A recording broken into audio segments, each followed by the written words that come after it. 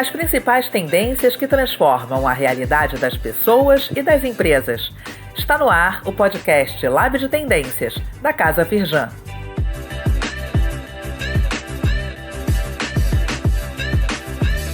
Fala pessoal, bem-vindas e bem-vindos a mais um episódio do podcast Lab de Tendências da Casa Firjan. Eu sou Yuri Campos e hoje a gente vai falar sobre o futuro do mercado audiovisual no Brasil. Tanto pelo recorte da televisão, especialmente sob a ótica da influência da novela na nossa cultura, como pelo recorte das transformações tecnológicas recentes, que vêm moldando a forma como a gente consome filmes, séries e programas de TV. Em vários países, o streaming, aí principalmente capitaneado pela Netflix, se tornou a principal plataforma de conteúdos de ficção.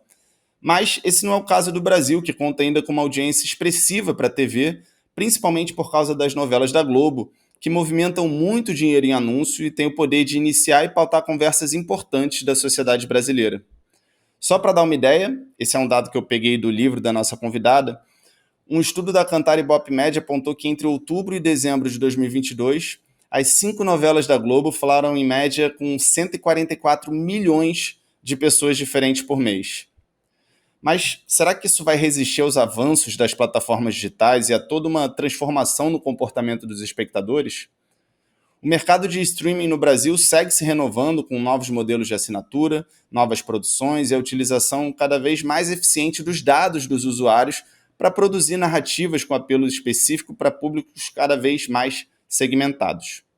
E essa disputada batalha pela nossa atenção tem marcas fortes como Netflix, Amazon, Disney, HBO e a própria Globoplay.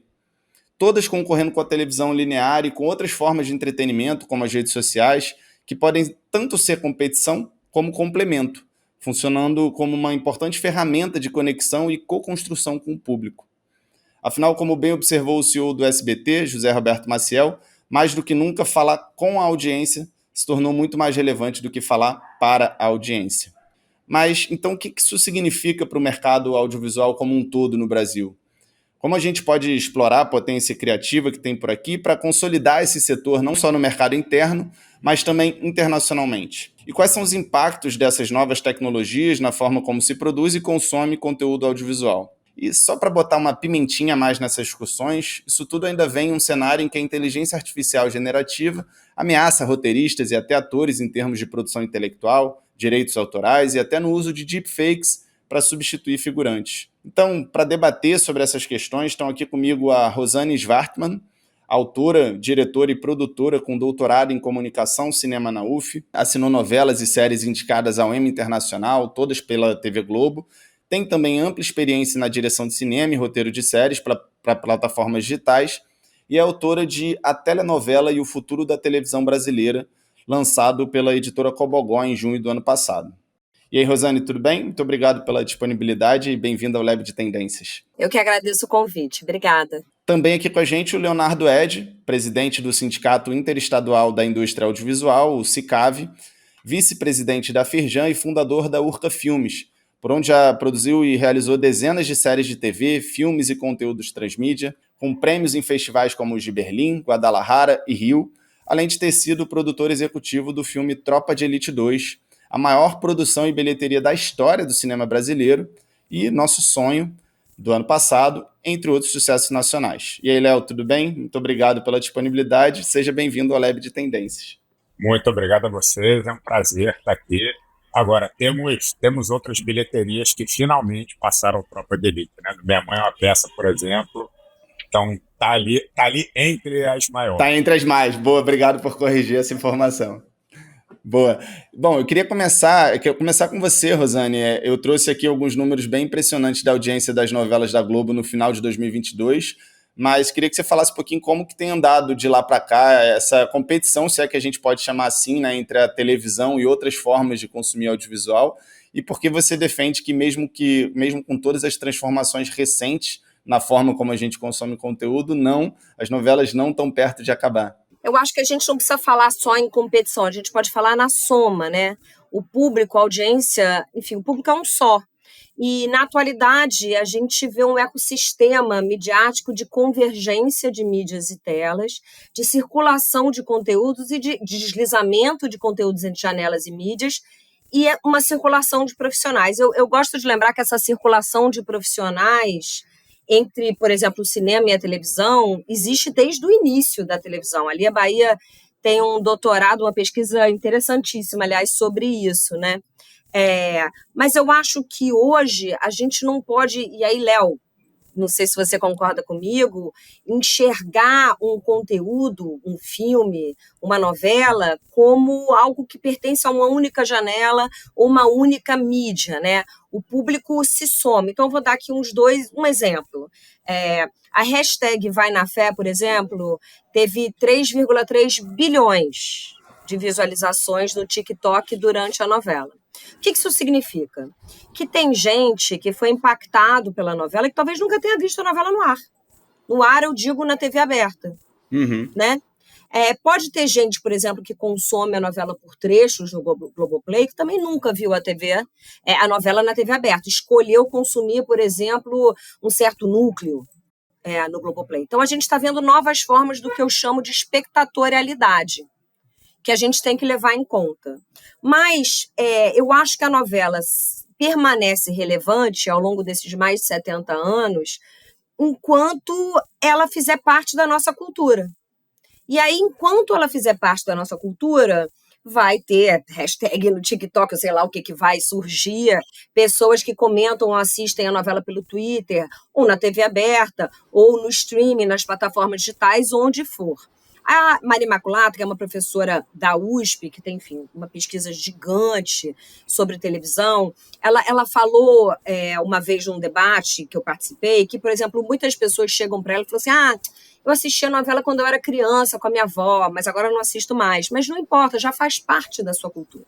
E para isso a novela precisa, assim como o cinema, assim como as séries, né, tratar de temas que falam ao espírito da sociedade e o momento histórico-cultural da época. E eu acho que os filmes, as novelas, os seriados, a arte em geral, tem essa vocação de falar não só para o espírito do seu tempo, mas mais do que isso, olhar um pouco além, né? Então, a gente citou vários filmes aqui, né? E eu citei, agora acabei de citar Vai na Fé. Por que esses filmes, a gente citou, olha, né, a bilheteria bateu recorde, quanto foi, não sei o quê, mas porque esses conteúdos, essas histórias, essas narrativas audiovisuais, e eu estou usando esse termo porque eu acho, apesar de eu achar que tem uma diferença enorme no que diz respeito à produção, linguagem, mas a arte audiovisual que fala e olha um pouquinho à frente, porque esses produtos todos, né, a Léo sabe, para fazer um filme, às vezes você começa no mínimo 2 anos antes. Uma novela também, um seriado também. O Krakauer, naquele livro de Caligula e Hitler, ele fala como o expressionismo alemão, de alguma forma, anteviu a ascensão do nazismo, né? Essa vocação da arte para olhar um pouco, não o que está acontecendo na sociedade, mas o que está latente na sociedade. Então, por exemplo, Vai na Fé. No mês que estreou Vai na Fé, em janeiro de 2023, a Folha de São Paulo publicou uma pesquisa da Datafolha que falava assim: o evangélico no Brasil hoje é uma mulher negra periférica. Em janeiro daquele mesmo ano, Vai na Fé estreou com uma mulher negra periférica aspiracional no centro da trama. Não é uma coincidência. É a intuição da criação. Os outros, né, um sucesso, uma série do Lucas Paredes que é um sucesso, né, com direção da Luísa Lima. Quando Os Outros estreou, o sucesso dos outros eu também vejo falando justamente aquele momento, né, de polarização da sociedade, das pessoas presas na pandemia, brigando com vizinhos e o que isso ocasionou depois que a gente saiu da pandemia. Mas a gente tem que pensar que o Lucas começou a escrever essa série 3 anos antes. Então, mais uma vez, essa vocação da arte. Então, eu acho que as novelas vão permanecer relevantes, e os filmes, e as séries, porque essa regra, para mim, é geral. Enquanto falarem ao seu tempo, ao momento. Maravilhoso. Deixa eu pegar só alguns ganchos dentro do que você falou. Primeiro, assim, essa parte dos cortes, né, do TikTok, né, que você falou. Teve milhões e milhões de exibição de cortes de cenas no TikTok. E um outro ponto que eu acho que é importante destacar aqui também, e aí eu vou puxar essa pergunta para o Léo, para complementar em cima do que você colocou, essa questão do recorte geracional, né? Você falou, tem muitas pessoas que não assistem mais novelas, mas que têm uma memória afetiva muito grande. Eu mesmo assistia quando eu era criança, adolescente ali com a minha avó, eu tenho uma memória afetiva maravilhosa. Hoje em dia não é algo que eu consumo, né? Mas eu imagino que talvez as novas gerações que estão vindo não vão criar laços como esses que eu tenho, por exemplo, a geração Z, né? Essa galera um pouco mais nova e as gerações seguintes. Eu queria que vocês falassem um pouquinho sobre os impactos dessas transformações e até pontuando, Léo, porque eu falei, né? Mudou a forma como se produz e consome audiovisual. Isso eu acho que todo mundo concorda, mas mudou como? Quais são essas mudanças e quais são os impactos desses exemplos que eu dei aqui e que a Rosane falou, né? Sobre hoje em dia a gente produz coisa pensando já nesse corte que vai viralizar no TikTok, a gente produz coisa pensando nesse novo perfil de consumidor que vem, né, das novas gerações. Como é que você enxerga essas mudanças? O que você pontuaria de maior destaque nesse sentido? Bom, primeiro eu preciso pontuar que eu sou fã de carteirinha da Rosane. Então, isso é um fato. Desde sempre acho que a Rosane faz um trabalho espetacular e concordo com tudo que ela falou. E, enfim, é óbvio que a gente tem uma evolução chuva de referências, né? Principalmente tecnológica, obviamente, que se traduz numa evolução comportamental, e a evolução comportamental se traduz numa evolução tecnológica, né? Tudo é um ciclo de evolução, mas o que a Rosane falou da base, ela continua a mesma. As pessoas querem se ver na tela, qualquer que seja ela, né? A gente tem uma profusão de telas hoje, tem uma profusão de possibilidades. O problema hoje é conseguir, que é o mesmo problema desde sempre, desde a Grécia Antiga, enfim, desde a Antiguidade o problema é o mesmo, conseguir a atenção das outras pessoas. O problema que a gente tem hoje é exatamente igual ao problema que tinha antes. Só que quanto mais janela você tem, e quanto mais gente você tem, mais você precisa se empenhar para conseguir a atenção do espectador, do consumidor, enfim, do seu interlocutor. E principalmente no Brasil, mas não só, todas as pesquisas apontam, sejam elas de televisão, de cinema, de streaming, o que for, que as pessoas querem ver as suas histórias na tela, né? Histórias que elas se identifiquem na tela, histórias que elas se reconheçam de alguma forma, né? Não precisa ser exatamente a mesma pessoa, mas ela quer se ver ali, ela quer se identificar ali, ela quer poder discutir aquela história.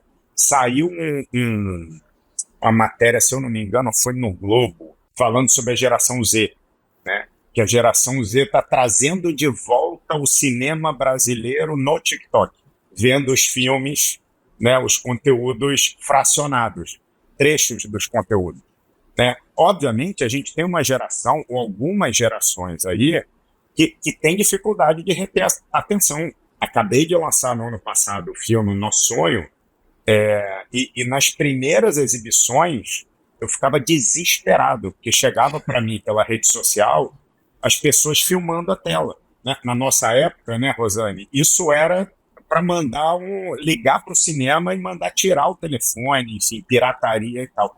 Hoje, eu entendo, depois da experiência do Nosso Sonho, eu entendo que não se pode fazer isso, tem que deixar as pessoas filmarem mesmo. Óbvio, não um filme inteiro, para fazer a pirataria, mas as pessoas precisam dividir o que estão vendo, precisam compartilhar, precisam discutir. Você falou aí de Netflix, né, que obviamente é o gigante mundial de distribuição de conteúdo hoje. O que a Netflix faz é ser uma grande rede social, né? O que ela consegue fazer é criar um ambiente tão propício para a discussão dos seus conteúdos que as pessoas querem falar o tempo inteiro e todo mundo quer estar vendo. E quem não viu aquela série, ou aquele filme, aquela produção, precisa entrar e ver, porque senão fica fora, né, dessa discussão. E aproveitando e falando uma coisa que também a Rosane falou, que eu super concordo, né, essa coisa de estar sempre olhando lá na frente, né? O Lucas escreveu os outros 3 anos antes. É muito tempo que você precisa entre você criar alguma coisa e entregar alguma coisa. Só que a cultura está latente, está sendo produzido cultura todo dia, né? Na rua está sendo produzido cultura, nas redes sociais e tal. Se minimamente você tem uma antena para isso, você está vendo qual é a tendência. Estamos falando em lab de tendência, né? Qual é a tendência? O que está rolando? O que está importante? E essas coisas têm um tempo para a gente produzir. Porque porque isso está na mão de quem comunica, né? A rede social é boa, a rede social é rápida, mas também é fugaz. Quando quem comunica mesmo continua sendo, pelo menos na minha opinião, é a linguagem, né? É o cinema, é a novela, porque a novela não tem nada a ver com televisão, gente. Ela é produzida, né? Ela foi produzida esse tempo todo pela televisão, mas vamos lembrar que todos os streamings estão querendo fazer novelas.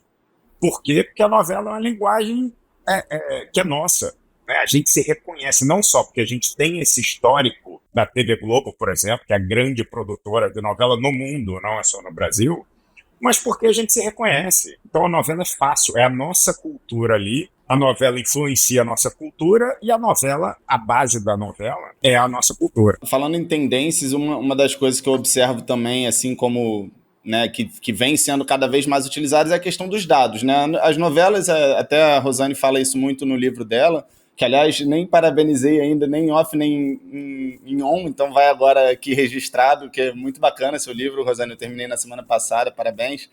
Você fala, né, sobre como que vocês trabalham muito essa questão de ouvir os focus grupos, né, que vocês realizam para entender, através de uma análise de perfis de consumidores, o que eles estão achando da novela.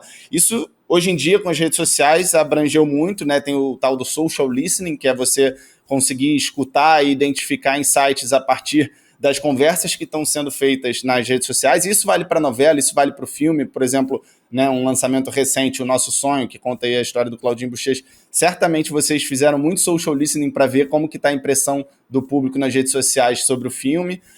Queria que vocês falassem um pouquinho sobre essa imersão de dados, né? Porque hoje tem muito dado disponível. Como é que os dados estão impactando o setor audiovisual como um todo? Porque até assim, partindo especialmente dos streaming, né? A Netflix é a rainha dos dados, elas utilizam dados muito bem para produzir séries, filmes que têm ganchos, né, psicológicos mesmo, que fazem as pessoas ficarem vidradas, que fazem as pessoas passarem o máximo de tempo possível ali na plataforma. Como é que vocês enxergam essa transformação em relação aos dados? Para responder essa pergunta, eu queria pegar o final da resposta do Léo, sabe? Porque, Léo, quando você, também como criador, percebe que nosso sonho, a história do Claudinho Bochecha, dessa época, né, de heróis, desse relacionamento, dessa música, é uma história que precisa ser contada e que vai ser vista, né? Isso é a sua intuição, né, que está dizendo. Ele não foi, eu acredito que não foi baseado em dados. Eu preciso dizer também que eu sou sua fã, não só pela sua atuação como como produtor na Urca Filmes, mas também a sua atuação política no audiovisual é extremamente importante e faz toda a diferença e toda a minha admiração, porque eu sei que não é fácil. Bom, mas voltando ao final, assim, foi a sua intuição, né? Então, qual é a diferença? Assim, como é que a gente deve usar os dados? Porque se fossem só os dados, aí, Yuri, você falou de inteligência artificial, né, na introdução, então toda a série daria certo. Toda novela daria certo, todo filme daria certo, se a gente pudesse se basear apenas nos dados. Mas eu acho que tem um elemento humano, que é uma coisa que não é muito palpável, que eu chamo de intuição, que é a intuição do Léo ler um roteiro e falar, ó, esse filme aqui eu vou fazer. Ou, encomendar, gente, quero contar essa história aqui. E a mesma coisa comigo, né? O que me desperta curiosidade, assim, quando eu vejo, sei lá, o censo, agora, recente do Brasil, e percebo que as mulheres estão tendo menos filhos. O que está acontecendo? Por que isso? Isso é um dado interessante. O que tem por trás disso? Será que isso... Não sei. Mas pode estar numa novela. Eu só estou citando como exemplo, mas eu acho que é isso que faz toda a diferença. E que faz com que a gente possa usar esses dados dentro desse ponto de vista, dentro desse lugar de filtrar, de não entender os dados como verdade absoluta. E, às vezes, numa pesquisa qualia, uma espectadora que fala uma frase, aquela frase pode ser tão importante ou sei lá, trazer uma epifania, ser tão importante como inspiração para mudar um caminho na história, como o dado, né, como resultado daquela própria pesquisa. Então, eu amo, como pesquisadora, e como roteirista, e como diretora, como produtora, amo dados, amo pesquisa, amo a reflexão acadêmica sobre o momento, sobre obras, sobre tudo isso. Mas amo os tweets, mas levando em consideração, enfim, que não é um retrato nem um espelho da audiência, mas acho tudo muito interessante, inspirador, mas sempre é preciso filtrar e não enxergar como verdade absoluta, porque nós não somos máquinas, né? Então, eu pessoalmente não acredito, acho que vai mudar a forma da gente produzir, com certeza, de escrever, de produzir, de dirigir, tudo vai mudar. Mas o coração do que é contar uma boa história audiovisual, não muda. Tem a ver com o que há de mais humano, que é a nossa intuição, que é a imperfeição, que é achar alguma coisa, sei lá, no meio ali de uma montanha de dados que fará toda a diferença. Eu super concordo. Posso complementar? Lógico. Não, eu super concordo de novo. E não é só porque eu sou fã da Rosane, porque realmente é isso. Eu concordo de verdade. Os dados sempre existiram. Sempre existiu o dado. Não é uma coisa nova, né? A gente, obviamente, hoje a gente tem uma possibilidade de coleta de dados muito maior. Se a gente usasse só os dados, a gente ia... E eles funcionassem dessa forma, a gente ia fazer só sucesso, como a Rosane falou. Tanto os dados, quanto a inteligência artificial, quanto as pesquisas, quanto o focus group, quanto tudo isso, são instrumentos, né, para você desenvolver, muitas vezes, uma intuição, muitas vezes uma vontade, muitas vezes um direcionamento de uma vontade, uma intuição que você quer que chegue num público X ou que você quer descobrir que público é esse. Né? Porque, na verdade, é isso. A gente, como seres humanos, e a grande diferença da máquina é essa, nós temos emoções. Tudo bem que daqui a pouco, né, a máquina vai começar a realmente sentir emoções e tal. Mas a gente vive nessa sociedade. Não é à toa que a diversidade é essencial para o nosso mercado.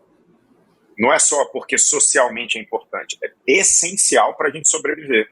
Porque, com a diversidade... Você tem, Rosane no Vai na Fé, tinha um monte de gente, uma diversidade gigante para poder realmente falar para o público. Né? Não adianta você fazer algo, e aí é o que a inteligência artificial vai ter que se desenvolver, não adianta eu fazer algo de um lugar onde eu não vivo. Né? Eu posso propor, eu posso ter uma intuição, mas a partir daí tem que trazer todas essas emoções e essas experiências para dentro do conteúdo audiovisual. Senão não funciona.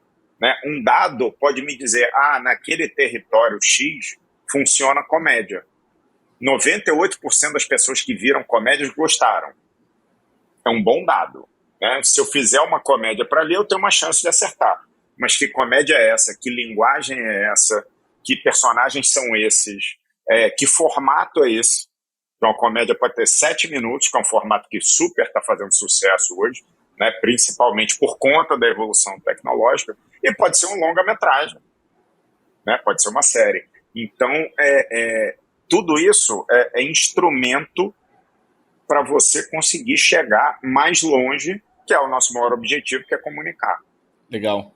Deixa eu pegar um gancho. A Rosane falou da sua atuação política no audiovisual, né, Léo? E até na minha introdução, uma das provocações que eu lancei ali foi tipo, como que a gente pode utilizar a potência criativa que tem aqui para fortalecer o setor como um todo. E aí me vem muito à cabeça o case da Coreia do Sul, né, que vem estabelecendo políticas públicas de incentivo para o setor audiovisual como um todo e está colhendo frutos absurdos, né, com sucessos globais, o Parasita, o Round Six, né, do cinema, a série, a reality shows, até o gênero dorama, né, que vem se tornando uma sensação. Minha prima, minha mãe são viciadas, só assistem dorama agora, só querem saber de dorama, que vem de drama asiático, mas que está popularizado muito pelas produções sul-coreanas. Então eu queria que você falasse um pouquinho sobre isso, assim, qual que é o cenário brasileiro em relação a isso, né, em termos de políticas públicas, de incentivo para o setor, e o que a gente pode aprender com essa estratégia da Coreia do Sul que poderia ou não ser implementado aqui.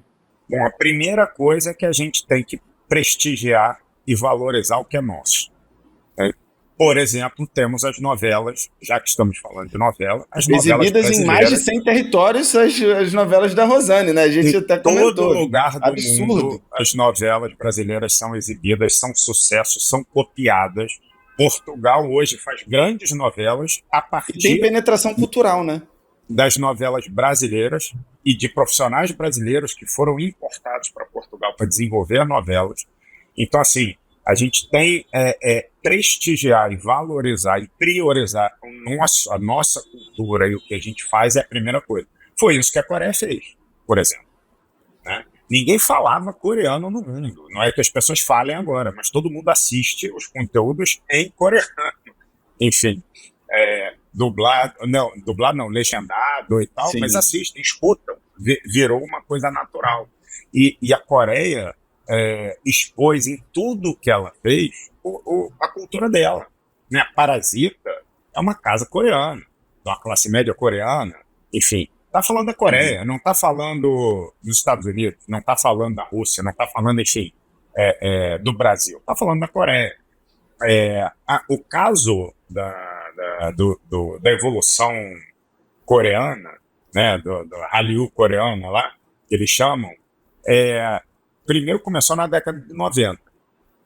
Então tem 30 e poucos anos já que o governo coreano decidiu impor que a arte coreana ia ser um sucesso no mundo inteiro. Tá? Isso aconteceu, não sei se você sabe, mas aconteceu a partir do lançamento do Jurassic Park na Coreia do Sul. Tá? Jurassic Park ocupou 100% das salas de cinema da Coreia durante muito tempo. E o volume de dinheiro que saiu da Coreia para os Estados Unidos chegou a ser maior do que o volume de venda de carro coreano entrava de volta na Coreia. Então o governo coreano entendeu o tamanho da indústria criativa, nesse caso do cinema só, né? Mas o tamanho da possibilidade de negócio, de geração de dinheiro, de divisas, de emprego e tudo mais da indústria criativa. E a partir dali, o governo coreano começou a investir em tudo, né? Porque tem o cinema coreano, tem as séries coreanas, tem a música pop, coreana, né? tem a arte coreana, tem tudo. Inclusive, hoje temos galãs coreanos, que no Brasil são adorados, né? Atrizes coreanas que são adoradas aqui no Brasil, que é um formato de beleza que não é padrão, né? Não é simples isso. É fruto disso tudo. Então, isso vai de A a Z. Então, o exemplo da Coreia, eu costumo dizer que é muito bom, né, para a gente trazer para cá, só que a gente está anos-luz à frente do que a Coreia estava na década de 90. A gente pode ir muito mais rápido onde a Coreia chegou. Aí depende, sim, do Brasil começar a olhar para dentro, né? Não como colônia mais, porque ainda somos colônia, ainda temos um raciocínio de colônia. Não é à toa que a gente só vende commodity até hoje. O investimento todo em commodity, que tudo certo, acho que temos que vender, somos líderes mundiais em commodity e tal, mas a gente precisa começar a olhar para o que tem valor agregado, de fato, né? O que a gente vende mais caro e principalmente o que leva a nossa cultura para fora, que hoje o domínio mundial, e na Firjan a gente tem o projeto Soft Power Rio, né? O domínio mundial não se dá pelo exército, né? Não se dá pelo armamento, se dá pela cultura, e não é só hoje, né? Há muito tempo, no século X, no século V, na antiguidade já era assim. Era mais difícil, porque era mais difícil comunicar com o mundo inteiro, né? Mas Luís XIV, se eu não me engano, começou a difundir o francês no mundo, para poder dominar o mundo. Se todo mundo falasse francês, a França ia começar a ter uma importância muito maior. Estados Unidos, depois da Segunda Guerra, virou potência mundial, não foi por conta do exército, por conta da cultura americana. O Brasil é um exemplo disso. O Brasil tem uma cultura americanizada, né? Então, voltando ao início da minha fala, fazendo elipse aqui, quando a gente não desenvolve as nossas novelas para outras janelas, né, para outros formatos de distribuição e tal, e começa a repetir ou copiar outras coisas do mundo, a gente está negando aqui a nossa origem, né, o que 140 milhões de brasileiros assistem, e a TV aberta ela é quase que 100% de conteúdo brasileiro, e as novelas seguem sendo o sucesso, e a gente começa a fazer outra coisa, porque os Estados Unidos, a França, a Ásia mesmo faz. Então, quando a gente fala em Coreia, é um grande exemplo, mas a gente não precisa desse exemplo. A gente precisa ser ostensivo no que a gente quer fazer. Se a gente quer desenvolver o Brasil e sair dessa situação de colônia, é isso que a gente precisa fazer. E um adendo, né, Léo, que eu não sei se você... Mas, assim, os números da indústria criativa e da indústria audiovisual no Brasil também são impressionantes. Seja em percentual do PIB, seja em número de trabalhadores. Se não me engano, 300 mil pessoas estão envolvidas na indústria audiovisual. Só no audiovisual, sim. Só no audiovisual. Então, eu acho que a gente aqui também tem um potencial, né? E, portanto, daí vem a necessidade de regulamentação e regulação, enfim... do streaming e né, da cota de tela e de tudo isso, porque nós também somos uma potência. Hoje, nós somos entre o segundo e terceiro mercado consumidor dos streamings no mundo. Tá? Então, a gente, além de ser uma potência impressionante, de né? produção, a gente é uma potência de consumo. Né? São 4 bilhões de horas assistidas só na Netflix no terceiro trimestre de 2022, só do Brasil. 4 bilhões de horas, é muita coisa. Então, hoje a Netflix, estou usando o exemplo da Netflix, por favor, porque é a maior, né? Não tem nada a ver com gostar ou não, adoro a Netflix. Só que hoje a Netflix investe 2,5 bilhões de dólares em produção na Coreia, que tem um mercado consumidor ridículo se comparado ao Brasil, e aqui mas investe só interno, talvez... né? Porque eles investem lá, é um mercado consumidor pequeno em relação ao Brasil, mas interno, pensando interno, né? Porque eles expandiram o mercado consumidor para o mundo todo. Exatamente, mas é isso. Se a Coreia conseguiu, né, com o mercado consumidor interno muito pequeno, ter esse investimento desse tamanho, porque investiu nas suas produções, e aí gerou um soft power coreano no mundo, né? Que aí sim vale a pena investir, mesmo que o mercado consumidor interno seja pequeno. O Brasil, que tem um mercado consumidor interno que já comprovou, volta às novelas, através das novelas, que é um mercado gigantesco, não é à toa que a TV aberta é de graça e ainda é um dos maiores receitas de publicidade, né? A gente está comprovado que os nossos produtos, se a gente fechasse as nossas fronteiras, a gente era autossuficiente já. Então a gente tem que olhar mais para dentro, vender para a gente, que isso vai espalhar para o mundo inteiro. Ô, Rosane, você traz um case que eu não vou lembrar agora, eu tinha notado, mas eu não lembro. É uma personagem que foi utilizada na eleição presidencial russa, talvez, falando, se não sei quem, a fulana de tal votaria no fulano de tal, tipo, porque a novela na época estava bombando. Você sabe de qual case que eu tô falando? Sei, perfeitamente. É de um livro que eu recomendo, do Filipelli, né, que foi o responsável por vender as novelas da Globo pelo mundo. Então, ele foi a pessoa que entendeu, não sei se vocês sabem, mas Escravizaura, que foi um sucesso na Rússia, tinha 30 capítulos. Ela foi vendida para o mundo todo com 30 capítulos. Na China, na Rússia. Então, ele tem esse livro, que é um livro incrível, que fala das estratégias, o que ele foi aprendendo ao longo do caminho. E, mais uma vez, voltando à fala do Léo, a importância da aliança com o governo nessa expansão sempre da cultura brasileira no Brasil e no mundo. Então, muitas vezes, o governo... Bom, acho que eu estou aqui falando, mas o livro é melhor do que eu, tá? Mas, como muitas vezes, quando ele percebia que o governo, a embaixada, assim, ele entrava nesses países também... não exatamente apoiado, mas aproveitando os laços que o próprio governo tinha interesse em criar naquele momento, naquele tempo. Ele percebeu que ele podia ir junto e oferecer as novelas em outro formato, em outro e tal. Então ele nesse livro ele fala, né, do Yeltsin utilizando Mulheres de Areia, se não me engano, para tentar ganhar a eleição, a imagem da Glória Pires e tudo. É isso aí, eu achei aqui Mulheres de Areia. Na então União Soviética, né?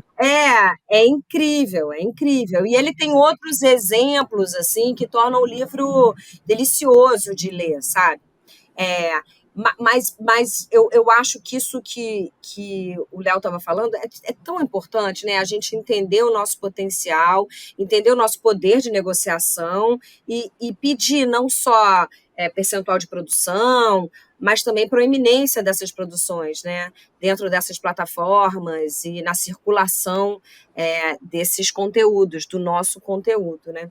E as novelas, eu acho que elas têm essa força, não só porque, enfim, fazem parte da nossa cultura, são relevantes, mas pela matriz popular, né, das novelas, né? As novelas, elas têm essa matriz popular, elas são resilientes porque elas se adaptam a cada momento, e nessa adaptação elas continuam e permanecem relevantes. Então, o Martim Barbeiro, ele fala que essa matriz popular que torna as novelas tão potentes dentro do Brasil, que é um mercado imenso, e o Léo citou, e eu só vou sublinhar que o principal modelo de negócio hoje na TV aberta é o modelo publicitário, mas nos streamings é o modelo de assinatura, e eu acho que a gente está vendo aí um híbrido, vários híbridos de modelos de negócio, na verdade, incluindo licenciamento, incluindo, enfim, syndication, que é a venda do conteúdo e tudo, se misturando. Mais uma vez, a convergência não é só de telas e mídias, mas também de modelos de negócio. Mas essa relevância da novela do Brasil, que vem dessa matriz popular, muitas vezes é vista. Isso na Martim Barbeiro, que é um teórico colombiano, é vista como algo menor, né, o menos importante, o menos complexo, justamente por essa matriz popular, assim como se a gente parar para pensar, só citando o seu filme, né, Léo, o funk já foi visto como algo menor, e talvez por sua matriz popular também, e o Barbeiro cita outros exemplos,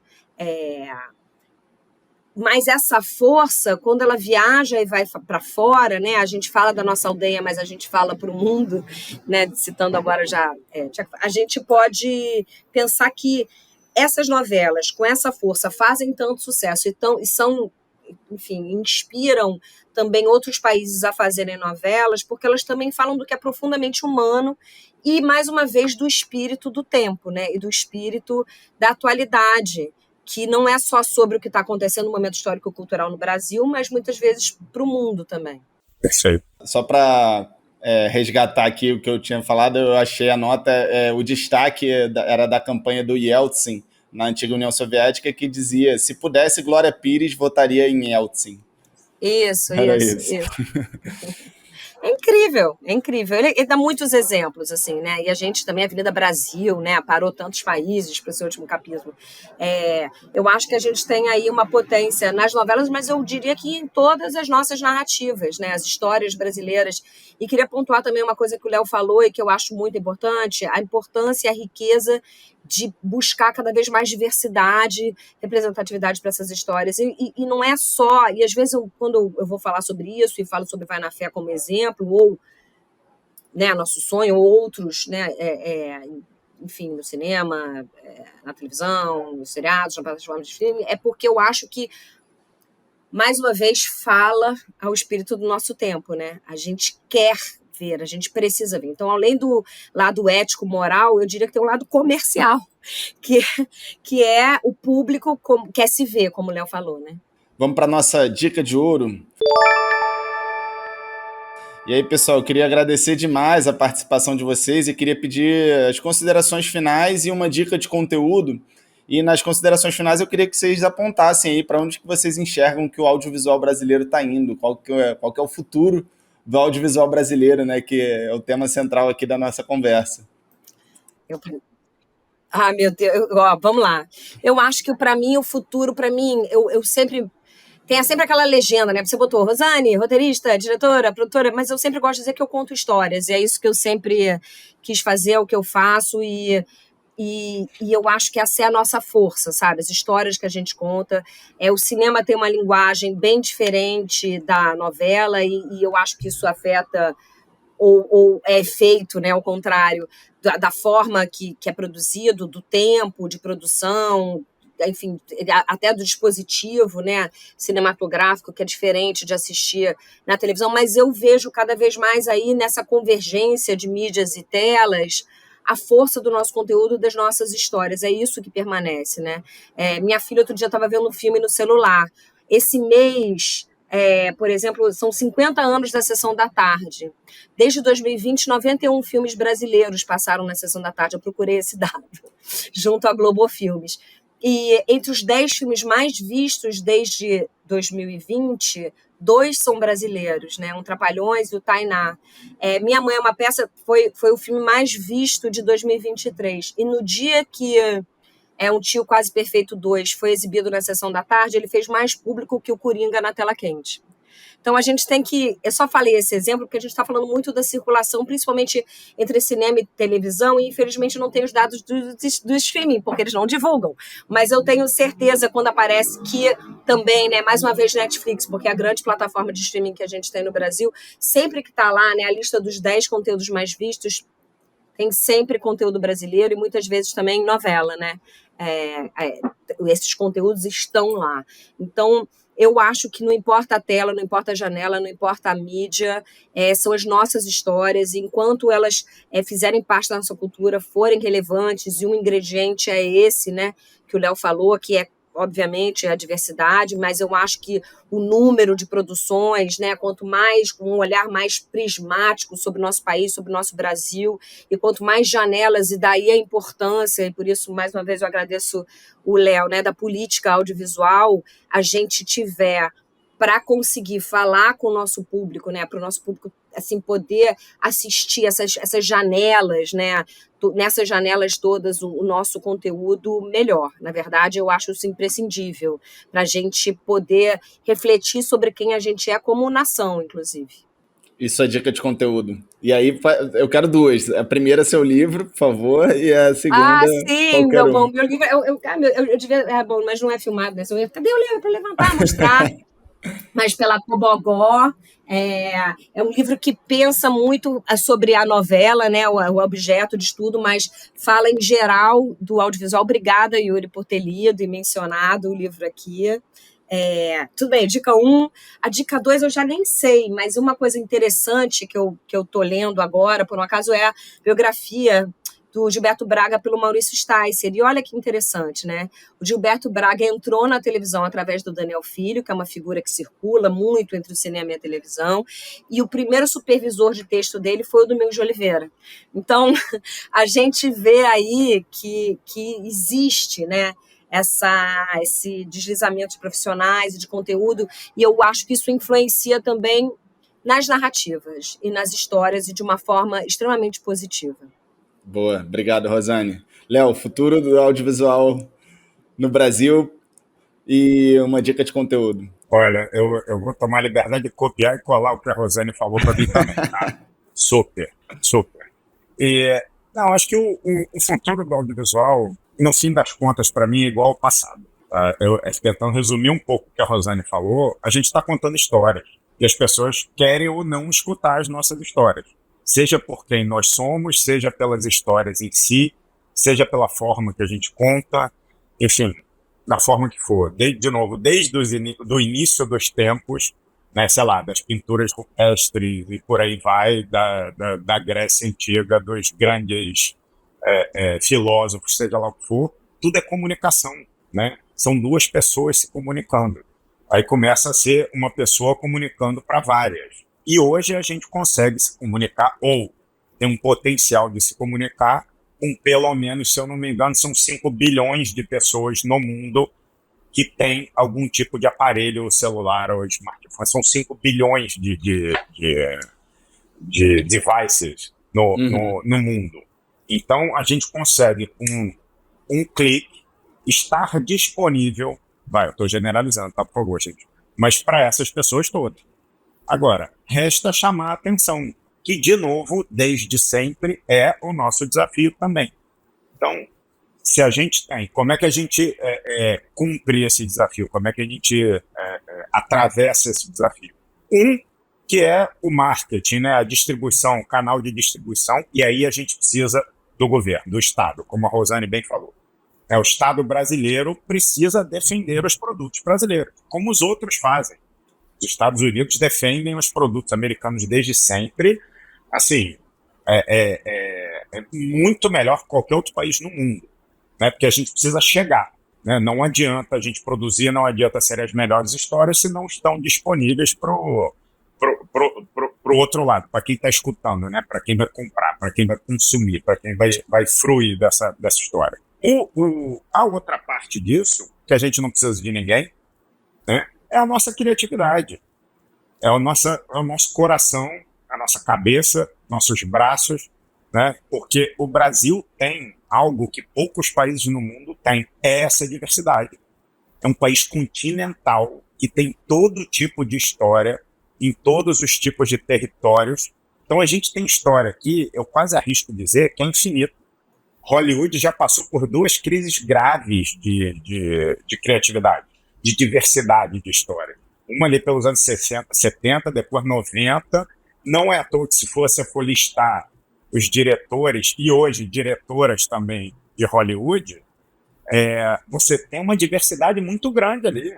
Não são mais diretores americanos brancos, né? Você tem um mundo inteiro nos Estados Unidos, não só em Hollywood, no Vale do Silício, nas universidades, em qualquer lugar. Por quê? São vários pontos de vista, com várias ideias, com vários desenvolvimento de tese, por aí vai. E aqui a gente tem as nossas ideias, as nossas histórias que já estão na nossa cabeça, que passam pelo nosso coração, né, que o coração brasileiro faz diferença, e o brasileiro se reconhece nessas emoções, né, em tudo isso que a Rosane falou ali atrás. De novo, não é à toa que as novelas fazem o sucesso que fazem, né? O nosso melodrama é maravilhoso e a gente também se recusa a aceitar, né? Enquanto o melodrama mexicano é difundido no mundo inteiro com orgulho, o nosso a gente rejeita, né? E a gente tem muito braço para executar isso tudo. Então, assim, é só dar um pouquinho de tela em todas as telas, porque os modelos de negócio são os mesmos, né? Ou é de graça, e aí alguém tem que pagar, que é a publicidade, ou é pago, que é a assinatura, né? Ou é aluguel. Se você for pensar, mistura, e volta a mesma coisa, né? Então, sempre vai ser assim, janelas diferentes, tipos de formatos diferentes e tal. E queria fechar uma coisa que eu lembrei, acabei esquecendo de falar. A Sá Almeida, que está agora na Globo, quando ela estava no Twitter, a gente eu fazia um curso de Brand Entertainment, e aí a gente chamou ela para dar uma aula, para conversar e tal, maravilhosa. E a gente estava falando, ela estava trazendo uma coisa sobre novelas no Twitter. Você fazer novela na rede social. Ou seja, você muda algum formato. A linguagem é a mesma, é a novela. Você vai mudar a minutagem, como Escravizaura com 30 capítulos, né? Você vai vender um filme, às vezes, para o leste europeu, você encurta, você aumenta, enfim. O conteúdo segue sendo o que importa, a história segue sendo o que importa. Tanto faz a janela, tanto faz o formato, o que importa está aqui na nossa cabeça e no nosso coração. Boa, sua dica de conteúdo. Minha dica. Além de conteúdos brasileiros, veja filme brasileiro no cinema, veja filme brasileiro na televisão, veja novela, veja série, enfim, tudo que for brasileiro, veja. Para falar bem, para falar mal, para discutir, para criticar, para entender o que é esse país gigantesco que pouquíssima gente tem condição de conhecer, né? Pouquíssima gente conhece o Brasil. Os brasileiros conhecem muito o exterior, né? Mas pouquíssima gente conhece o Brasil. Então, assim, veja e conheça o Brasil através do audiovisual, da música, da indústria criativa. E uma outra dica é um livro, já que a gente está falando de política, disso tudo, que isso, na verdade, é geopolítica mundial, né? É um livro que chama Chutando a Escada, de um coreano, que eu sempre esqueço o nome, Jong Chon, enfim. Mas é de um coreano que escreveu um livro exatamente que diz o seguinte: os países ditos desenvolvidos, os países mais ricos do mundo, que pregam, né, a liberdade econômica, o não protecionismo, ou a não defesa dos produtos nacionais, são os mesmos que já fizeram isso durante sua existência e hoje dizem, por exemplo, para o Brasil, esse neoliberalismo maluco, diz, não pode ter regulação no streaming, isso é loucura, porque é livre mercado. Sendo que esses países fazem esse tipo de regulação desde sempre, se construíram em cima disso, Inglaterra, Estados Unidos, Alemanha, todo mundo, né? E aí chama chutando a escada, porque aí quando o Brasil, no nosso caso, a gente está lá subindo a escada, está se esforçando para chegar, eles vão lá e chutam a escada. Aí a gente tem que subir, botar a escada de novo e tentar subir. Então, esse livro devia estar nas escolas brasileiras, para a gente entender como funciona o mundo. A partir daí, cada um faz o que quiser. Mas a gente precisa entender que o mundo funciona de outra forma. Boa. Você estava falando, eu lembrei, né, nada demais assim também, mas eu lembrei de um filme que eu assisti recentemente, o Sangue Azul, com o Daniel Oliveira, que passa uma história no interior, assim, no Nordeste, lá em Pernambuco. É tão bonito, tão lindo, uma sensibilidade, e tipo, eu me senti mergulhando ali um Brasil que eu não conheço, né, que eu não faço parte. Então, isso que você falou, realmente, né, tem que assistir produção brasileira para conhecer o Brasil, não tem jeito. É uma das melhores formas, né, de se conhecer, vendo, assistindo, lendo, enfim. É isso. É muito, muito bacana. Pessoal, cara, agradecer demais a participação de vocês. Foi um prazer essa conversa, encerrando aí no tempo combinado, direitinho. Obrigada, Boa. Foi ótimo mesmo, assim, um grande prazer e um privilégio trocar ideia aqui com vocês. Obrigado. Para mim também. Tá vendo, Rosane? Pelo menos assim a gente consegue se encontrar. Assim a gente conversa via tom. Pois é. Maravilhoso, Yuri, que você fez isso aqui. Foi uma ótima conversa. Obrigado mesmo. Obrigado, Rosane. É sempre um prazer imenso falar com você, discutir e vamos tocar para frente essas ideias todas. Boa, obrigado, Léo, obrigado, Rosane. Obrigado a você que está ouvindo a gente até aqui também. Lembrando que a conversa não encerra agora, a gente continua nas redes sociais.